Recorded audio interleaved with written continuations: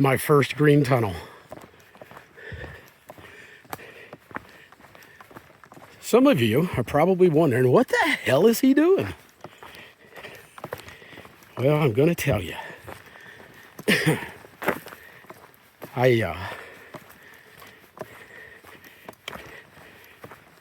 I decided that I would come back out to the Appalachian Trail.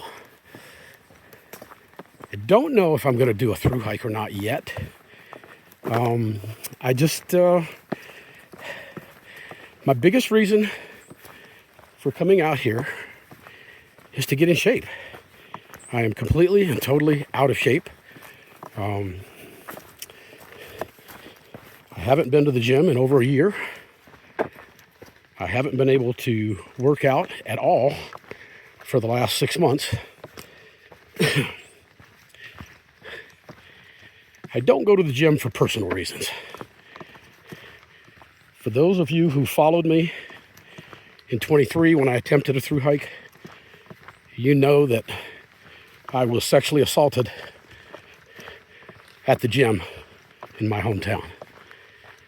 Some people may say, that's not a sexual assault. When somebody gropes you in the manner that I was groped, that's a sexual assault. I should have pressed charges. I didn't. And I paid for it. Because 2 years after it happened, the bitch that did it to me decided she was going to try to talk to me, and I'm not going to have any of that. I simply told her I don't associate with sex offenders, and walked out of the gym for the last time.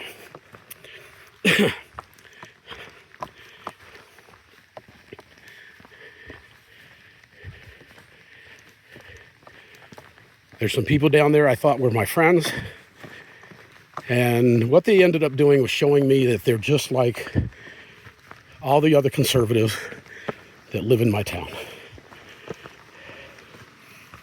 So I will never step foot back in that gym again. And I hope all right, there we go. I hope she has a shitty life. I hope her husband finds out what she's done and has probably done to others. All right, here's the thing. I've thought about this a little bit before I put this video on YouTube. The woman that assaulted me in the gym drives me crazy, because that bitch has been living rent-free in my head for 3 years now.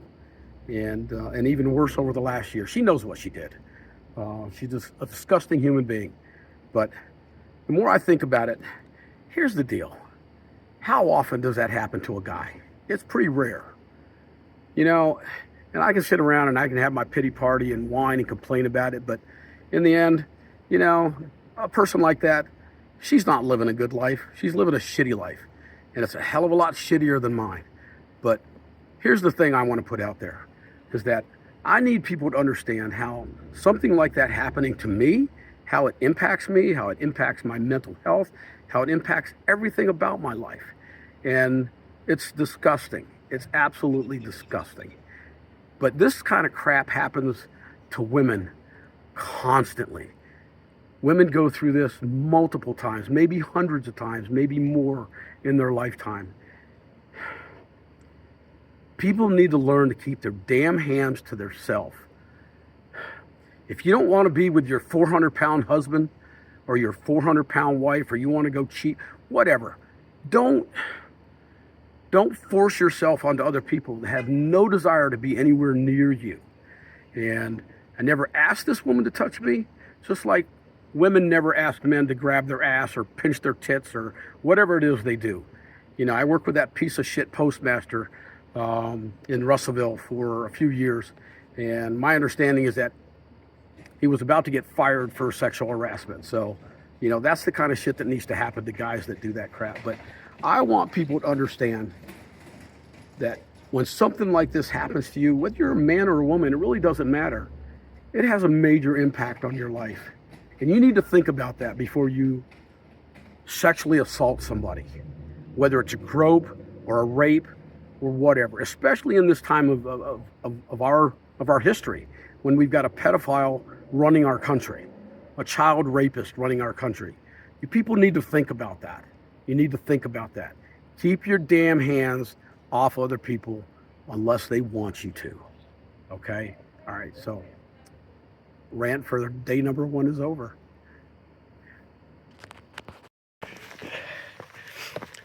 The other part of it is that 6 months ago, I had to have some more surgery on my left shoulder. Again, for those of you who know me and have followed me, you know that I've had 7 knee surgeries, 3 elbow surgeries, and now 1 shoulder surgery. The shoulder surgery, I had to have them repair my rotator cuff on my left side. That's where all my issues are, on my left side. And when they went in there, they found that my bicep muscle was almost entirely detached. So it has taken me a few months to get back in shape.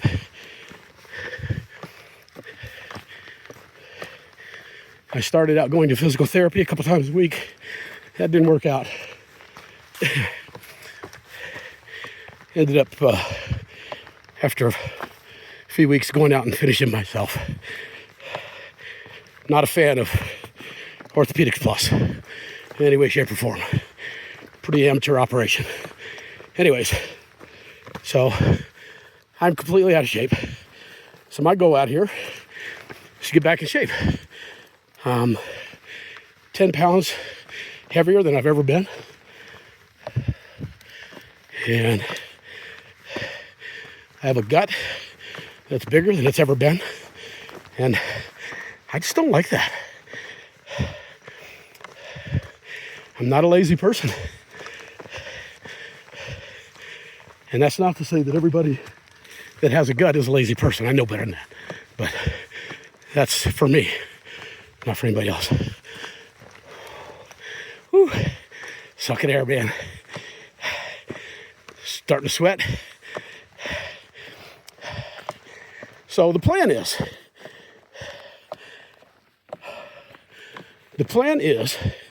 I'm going to do 3 weeks down here in Georgia by myself.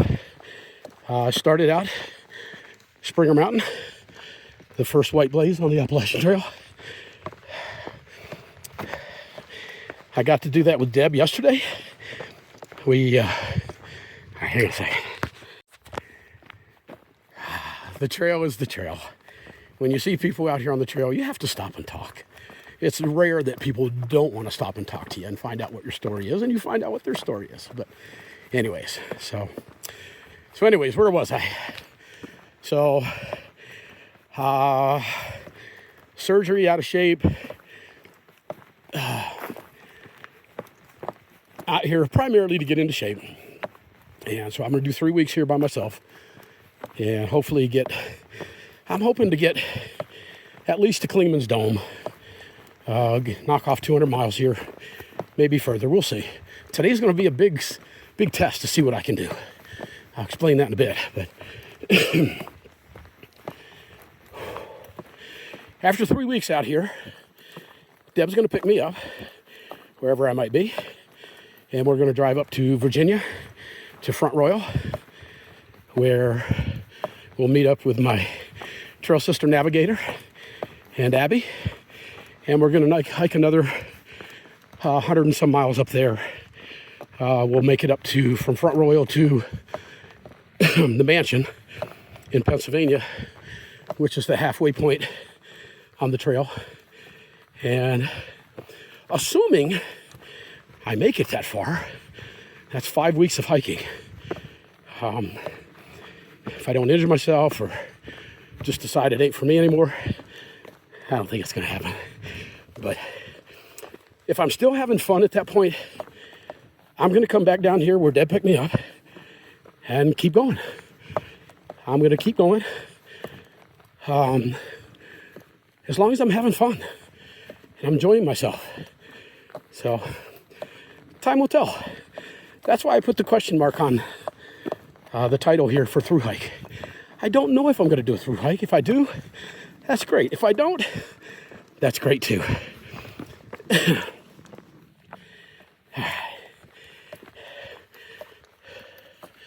So like I said, Deb and I there's a 1 mile stretch. And if you look at the map at the end of this video, you can see that there's a blue blaze, a blue trail. That's the approach trail that I did not do this time. That approach trail sucked in 23. I mean, it sucked. It was fun. I met Mario, but it sucked. So I did not do it this time. And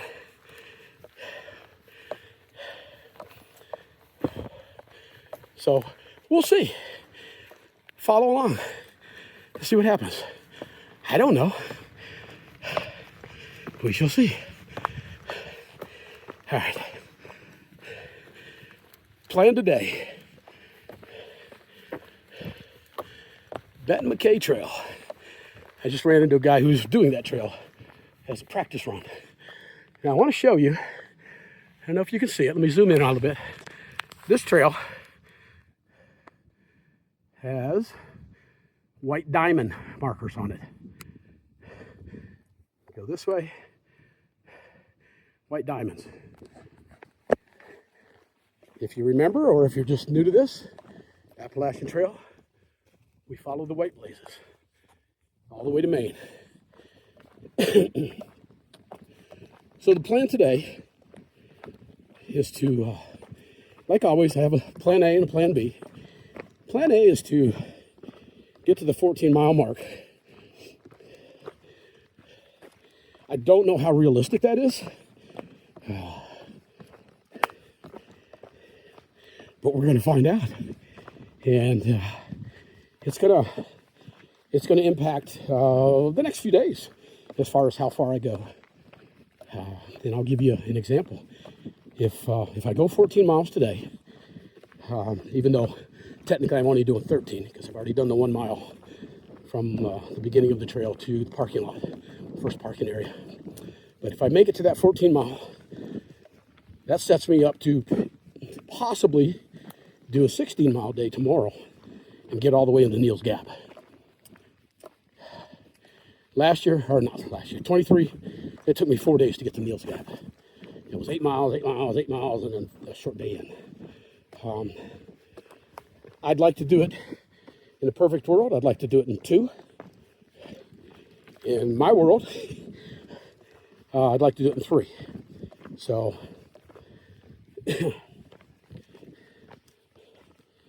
by doing 14 today, if I'm exhausted and my body's just beat to crap, then I'll take 2 more days to get into Neal's Gap and do it in 3 days, which still puts me a day ahead of what I was in 23.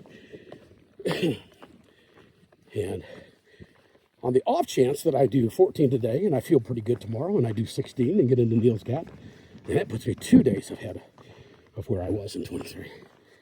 And of course, if you guys remember, when we went over Blood Mountain and got to Neal's Gap, which is just a couple miles over Blood Mountain,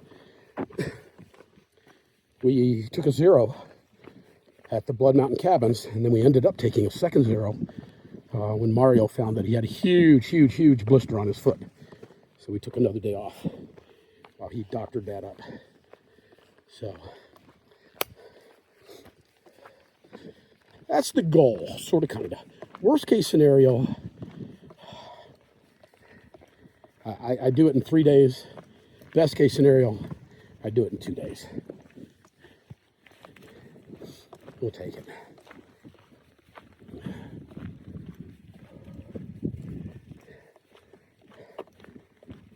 It is nice out here today.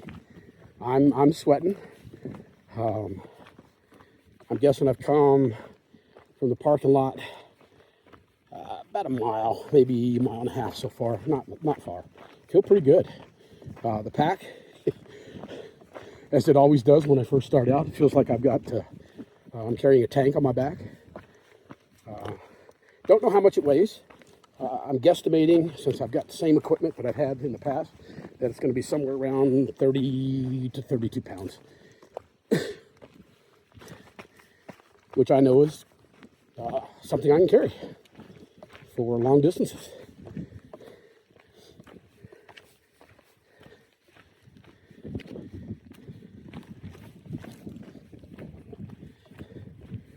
I think a lot of people may be a little surprised that I'm doing this.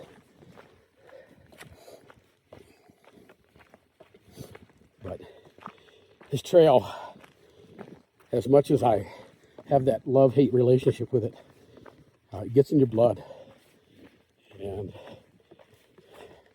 for an old guy like me, it almost becomes your primary focus in life, outside of your close family and friends. And back uphill. You know, for not having worked out at all in 6 months to a year, I feel pretty good. All right. Anyways, I can stand here and talk all day, but I'm not going to.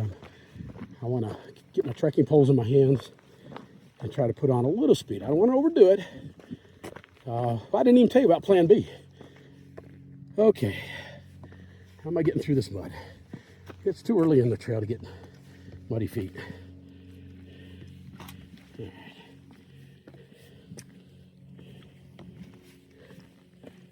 Yeah. Plan B is to go 8 miles today. Stay at a shelter. Don't really care to. I mean, I'm not going to stay in the shelter, but it's always good to stay out of shelter. Some people think there's other people around you. I'm good with that, but I got to be honest. When I came back in 24 and finished that last 800 miles up through Vermont, New Hampshire, Maine, I had a lot of nights that I camped completely by myself, which I learned to love. You know, in the beginning, you get a little skittish. You don't know what's out there, but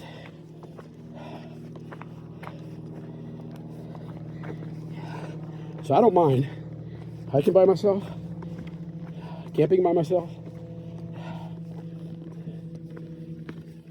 We'll see what happens. So, Plan A, 14 miles. Plan B, 8 miles. The thing I have to consider if I go on to 14 is that when I stop at the shelter at 8 miles for water, that's the last water source for the next 6 miles. It's not going to be a problem. I usually drink a bottle of water about every 3 miles. So 2 bottles of water, and I'll pack a little extra in my CNOC just to be on the safe side, maybe half a liter. But yeah, it should be good. Oh, going downhill. This is the steepest downhill I've hit so far. And with the pack on my back, I can definitely feel my knee. My knee is saying, Gary, what are you doing? All right, put this phone away.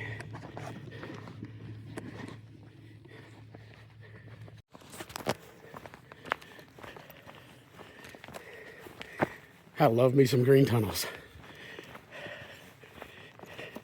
Ninja, if you're watching this, I just ran into the Ridge Runner here, and his name is Trip. Unfortunately, the girl who gave you your trail name, Moxie, no longer works here. Not sure where she's at, but anyways, I mentioned to the Ridge Runner that it's too bad because Moxie's the one who gave me my orientation 3 years ago and taught me how to do the PCT method of bear hang. And he was talking to another hiker when I got to him, and he was really emphasizing bear hangs and proper storage of your food when you're camping. Bears have recently become active here in Georgia, but for you folks that have followed me, you know that I am absolutely anal about putting my food bag in a proper storage when I camp at night. And Trip put a lot of emphasis on the fact that it's not for us. Those bears aren't going to bother us. They want the food. But the problem is that once they come into somebody's tent, or they come into a campground, or they come into an area where people are worried. Okay, not that way. Somebody lost their glasses here. Yeah.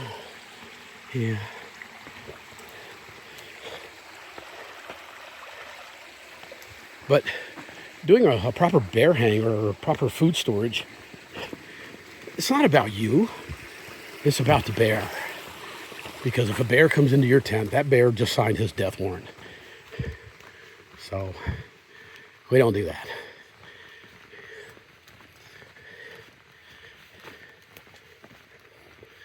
Well, I know I've got one person in front of me. I've got one person behind me. I don't know how far they are. While I was talking to Trip, the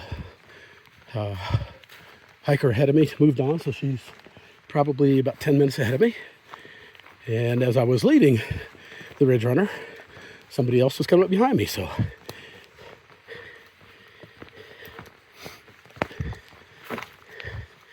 what a beautiful day out here today. Let's see what we got.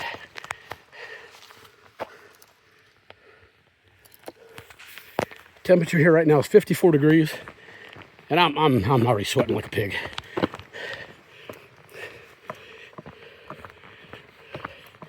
But it is a beautiful, beautiful, beautiful day.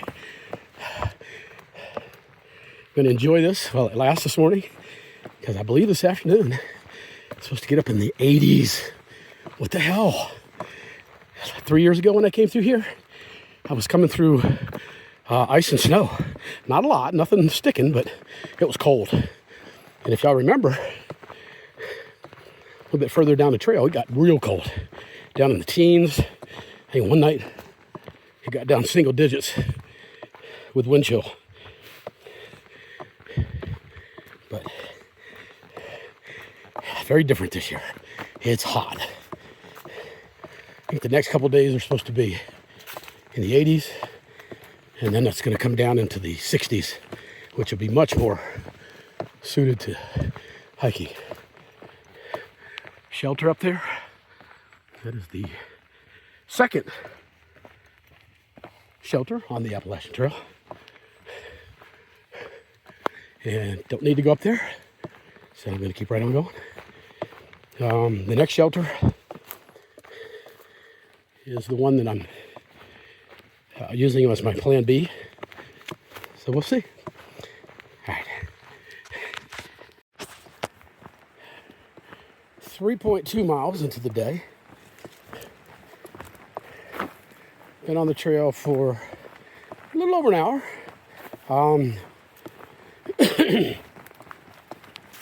Making good time. So far, I feel pretty good. I mean, definitely feeling... Well, I'm feeling like I always do when I get back on the trail after I haven't been on for a long time. I know that the first 2 or 3 days are just gonna suck physically, because your body's not used to this, and you're getting beat up. I can feel my left hip. It's complaining a little bit. No big deal so far. My knees got a little tweak in it every now and again. Shoulder's good, elbow's good.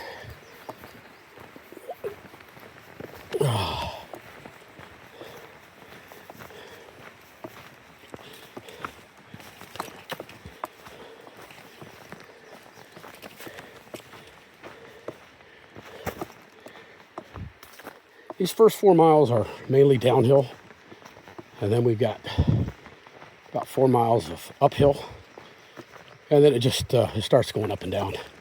I don't think there's anything real steep today, which is good, whether I do the 8 miles or the 14 miles. The pack does not feel like a tank on my back anymore. It feels like it normally does after half hour or so. It's heavy, but manageable.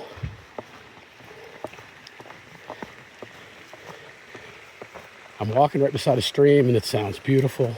Walking through a green tunnel, which is beautiful. The sun's shining, the blue skies. It's beautiful.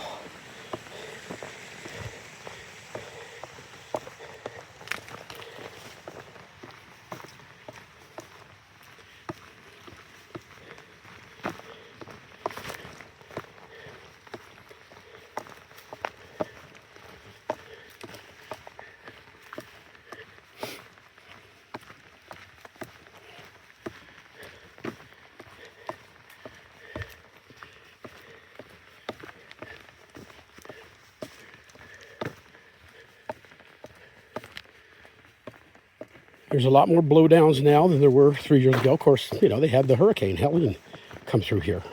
And you'll see a lot more of the damage when we get up into North Carolina, Tennessee.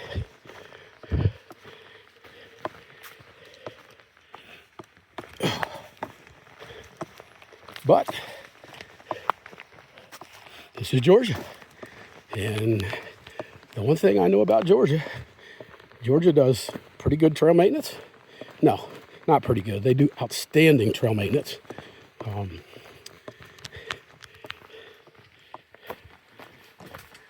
The trail is very well marked.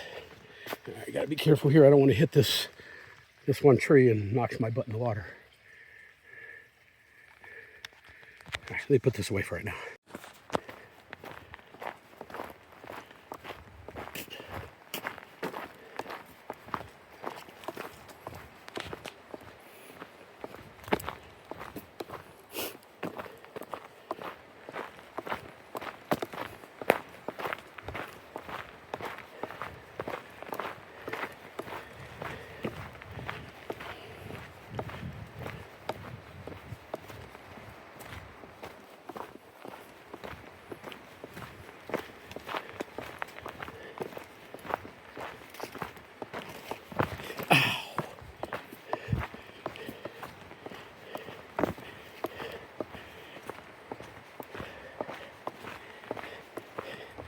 One thing I know for sure about this trail is that from one step to the next, you never know what you're going to hit. Be walking along smooth as silk and then hit a rock or a root, stumble, fall. You have to be aware.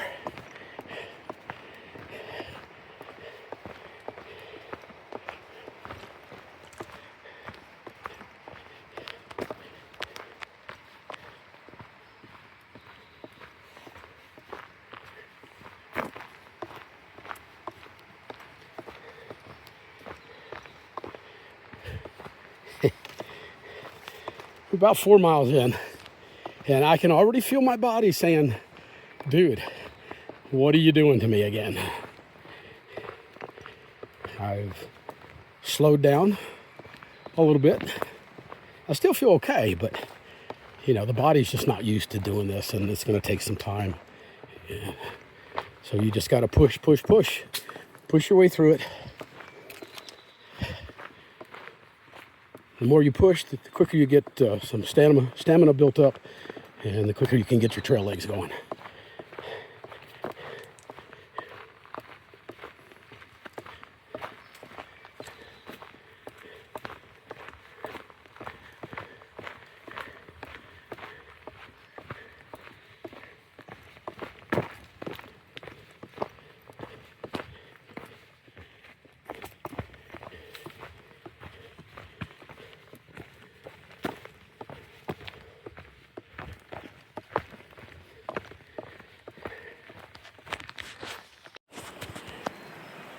Do you remember this spot? I do. Just beautiful. Just beautiful.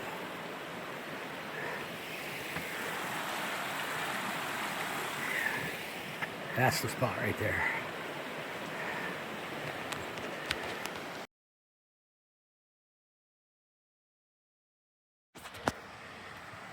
When I came through here 3 years ago, I did not stop at this Long Creek waterfall because I was too worried about getting to the next shelter. But this time, I'm not worried. This is beautiful.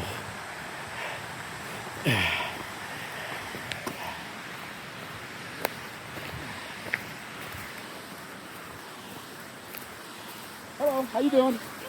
I'm great. Yes. There's a few other people down here. Understandably, try to keep them off my video. Look how beautiful that is up there.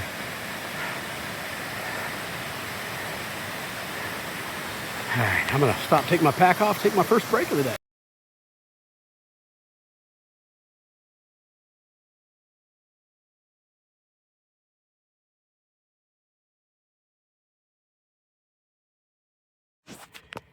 All right, about 6 miles in and first little trail magic. That's so cool. Somebody walks all the way out here just to put down this stuff. That's pretty cool. I don't need anything, so I'm gonna keep on going.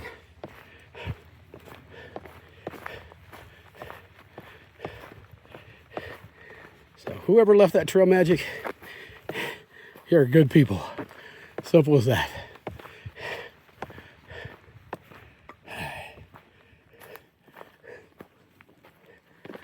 Yeah. Some kind of plaque over here. Let's go see what it is.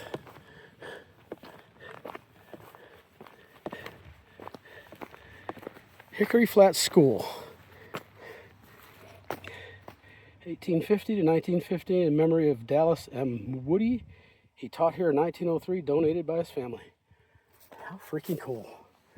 I love it, man. Love it. All right. Keep on going. All right, I have come about 7.4 miles, which if I stop at the shelter, I've only got less than a mile left to go. If I continue on to the tent site, I'm only halfway there, and it's about 12:30 in the afternoon now. And last time I looked at my thermometer, it had jumped from the middle 50s up to the low 80s. So after 7.4 miles, I'm dying. Not gonna lie, I'm dying. Of course, I knew that was gonna happen. First 2 or 3 days out on the trail, it beats you up. So you know that going in. Relatively flat spot here now, level area here now, but about to go back up again.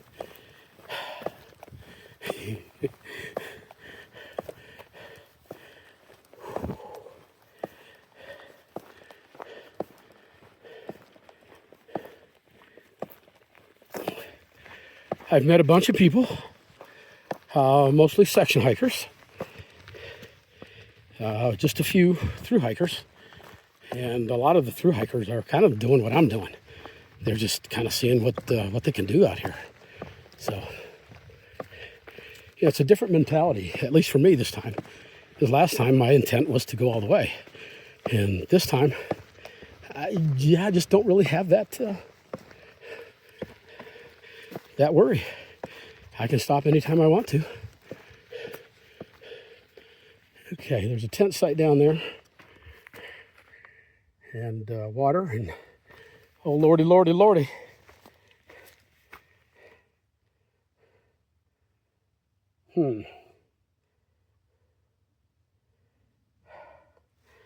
I'm not sure what to do here.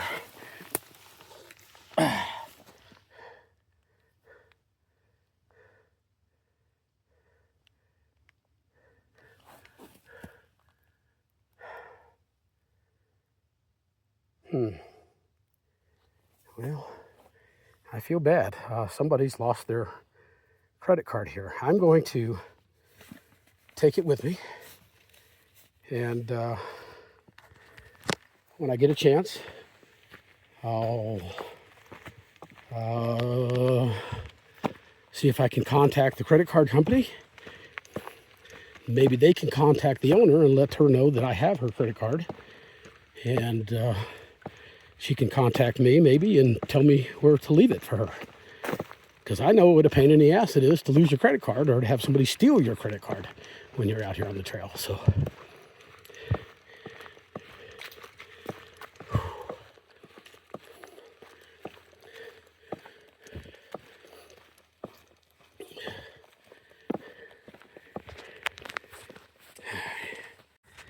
all right, so it's the end of the day, and my decision was to take the short day.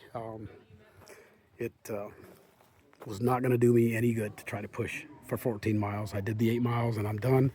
And we're at Hawk Mountain Shelter, and you can see there's a lot of people here. 1, 2, 3, 4, 5, 6, 7, 8, 9, 10, 11, 12, 13, 14, tents and a couple of hammocks. So there's a lot of people here. And there's probably another 5 or 6 people that are going to stay in the shelter. So it's pretty cool. We're all just hanging out and shooting the shit and telling tall tales. So I'll